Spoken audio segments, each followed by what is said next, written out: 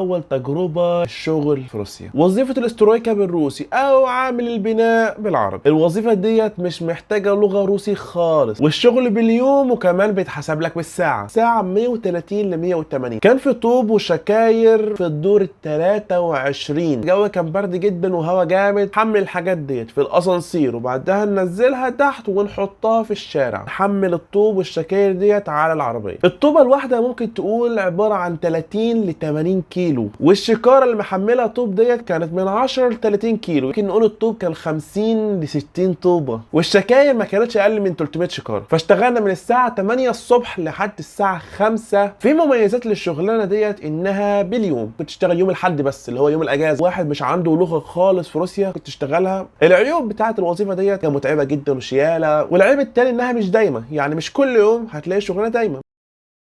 اشتغلت عامل توصيل في روسيا. الشغل بالعجلة، والعجل ممكن تاخده من عندهم مش لازم تشتري. يعتبر مكان ماركت بيبيع اونلاين بس. في الفرع في ناس بيجمعوا الطلبات ويحطوها في صناديق بارقام معينة. كل اللي عليك انك تاخد الصندوق وهتروح ترن على الجرس على الرقم بتاع الشقة، هتطلع للدور وتدي الزبون الطلب بتاعه، ولما تخلص هتحط في البرنامج انك وصلت الطلب، وهترجع للفرع وتاخد طلبات تاني وهتروح وهكذا. الحلو في الشغلانة دي انها بالساعة، تشتغل ساعة ساعتين 3 4 لحد 16 ساعة في اليوم. بس الفكرة بقى انك ليك وقت، حوار مثلا 10 دقايق او 15 دقيقة تروح تودي فيهم مثلا طلبين 3، ولو اتأخرت تقييمك لو قل هتاخد وردات اقل.